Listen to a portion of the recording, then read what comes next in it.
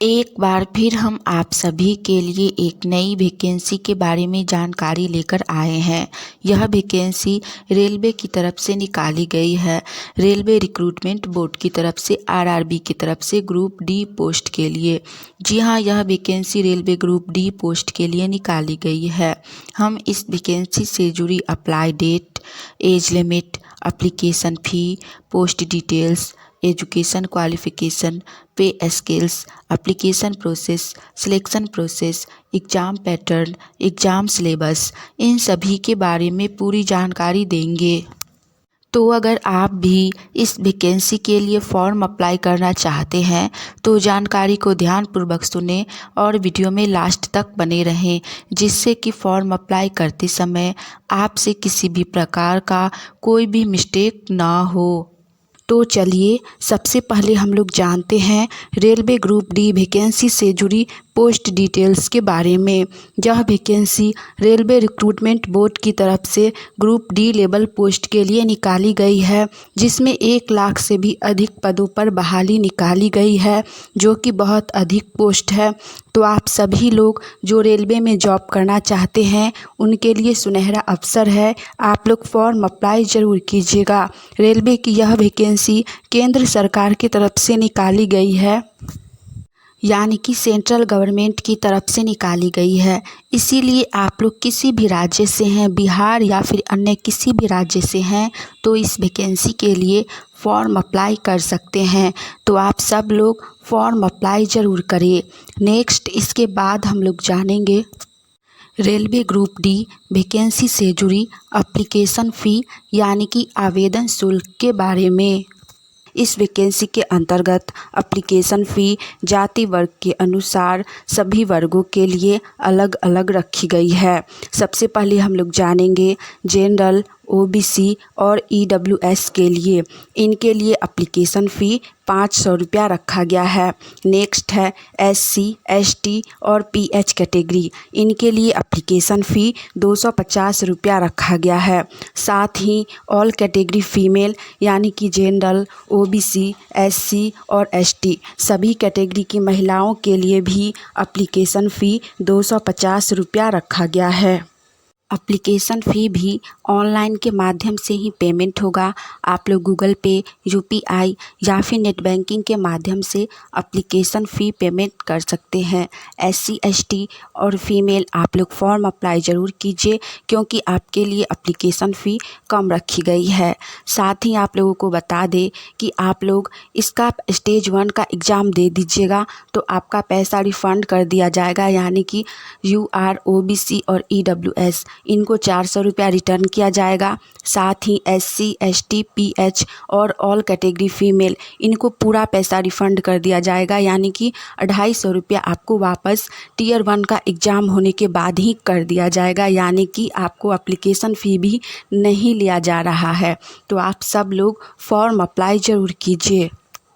Next इसके बाद हम लोग जानेंगे रेलवे ग्रुप डी वैकेंसी से जुड़ी एज लिमिट यानी कि आयु सीमा के बारे में। इस वैकेंसी के अंतर्गत मिनिमम एज यानी कि न्यूनतम उम्र 18 वर्ष रखी गई है और मैक्सिमम एज यानी कि अधिकतम उम्र 33 वर्ष रखी गई है।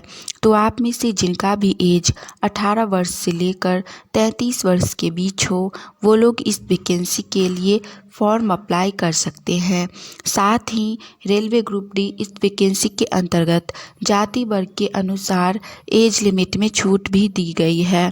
ओबीसी कैटेगरी के कैंडिडेट को एज लिमिट में 3 वर्ष की छूट दी गई है। साथ ही एससी, एसटी और पीएच कैटेगरी के कैंडिडेट को एज लिमिट में 5 वर्ष की छूट दी गई है। तो आप लोग देख लीजिए अपने अकॉर्डिंग आपका एज लिमिट अभी बचा हुआ है, तो आप सब लोग फॉर्म अप्लाई ज़रूर करें।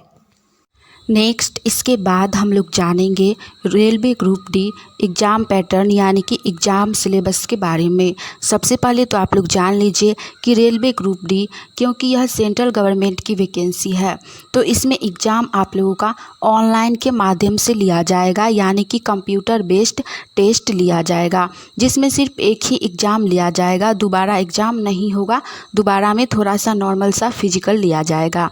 एग्ज़ाम में निगेटिव मार्किंग रहेगा, यानी कि अगर आप 3 गलत करते हैं तो सही में से आपका 1 मार्क्स कट जाएगा।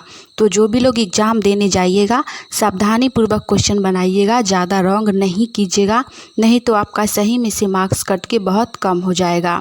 साथ ही क्वेश्चन को सॉल्व करने के लिए 90 मिनट का समय दिया जाएगा, यानी कि 1.5 घंटा का एग्ज़ाम लिया जाएगा, जिसमें आपसे रीजनिंग से 30 प्रश्न पूछे जाएंगे। इसके लिए 30 मार्क्स दिए जाएंगे। नेक्स्ट है जनरल साइंस। इसमें फिजिक्स, केमिस्ट्री और बायोलॉजी तीनों को मिलाकर 25 प्रश्न पूछे जाएंगे और 25 मार्क्स दिए जाएंगे। नेक्स्ट है जनरल अवेयरनेस और करेंट अफेयर। इससे 20 प्रश्न होंगे, जिसमें साइंस, सोशल साइंस और करेंट अफेयर को मिलाकर 20 प्रश्न पूछे जाएंगे और 20 मार्क्स दिए जाएंगे। और लास्ट है मैथमेटिक्स, यानी कि गणित से। यहाँ से भी 25 प्रश्न पूछे जाएंगे और 25 मार्क्स दिए जाएंगे। टोटल 100 क्वेश्चन रहेंगे और इसके लिए आपको 100 मार्क्स दिए जाएंगे, यानी कि एक प्रश्न के लिए 1 नंबर दिया जाएगा। आप लोगों को सिर्फ एक ही एग्ज़ाम देना है। इसमें अगर आपका सिलेक्शन होता है तभी आपका नेक्स्ट फिजिकल के लिए आपका रिजल्ट दिया जाएगा। आपको फिजिकल देना होगा, जिसमें नॉर्मल सा रनिंग करवाया जाएगा, जिसमें वॉक रहेगा। उसके बाद पीठ पे आपको मेल कैंडिडेट को 35 केजी का वेट उठा के दौड़ना पड़ता है और फीमेल को 20 केजी का वेट उठा के दौड़ना पड़ता है, यानी कि फिजिकल बहुत ही आसान रहेगा। आपको ज़्यादा मेहनत करना है आपको एग्ज़ाम में, क्योंकि एग्ज़ाम आप जब तक क्वालिफाई नहीं करेंगे फिजिकल के लिए आपका रिजल्ट नहीं आएगा। तो सिलेबस ज़्यादा हार्ड नहीं है, नॉर्मल सा ही क्वेश्चन रहेगा, 10th लेवल का क्वेश्चन रहेगा। साथ ही समय भी अधिक है, 1.5 घंटा का समय है, आप लोग 100 क्वेश्चन बना सकते हैं। तो आप सब लोग फॉर्म अप्लाई ज़रूर कीजिए। रीजनिंग में 30 प्रश्न पूछा जाता है। रीजनिंग में 15 से 17 चैप्टर आपको पढ़ना है, जैसे कि blood relation, distance, coding decoding, प्रतिबिंब, छाया, इन्हीं सभी चैप्टर से मिलाकर रीजनिंग से 30 प्रश्न रहेंगे। और साइंस में फिजिक्स, केमिस्ट्री, बायोलॉजी यानी कि भौतिक विज्ञान, रसायन विज्ञान और जीव विज्ञान तीनों से मिलाकर 25 प्रश्न रहेंगे। और जनरल अवेयरनेस और करेंट अफेयर, इसमें आपको पॉलिटी, हिस्ट्री, ज्योग्राफी, उसके बाद तीनों साइंस और करेंट अफेयर से 4-5 क्वेश्चन पूछा जाएगा। तो आप लोग प्रीवियस ईयर का भी करेंट अफेयर पढ़िएगा और एग्ज़ाम से 2-3 महीने पहले का भी करेंट अफेयर पढ़िएगा, क्वेश्चन रहेगा।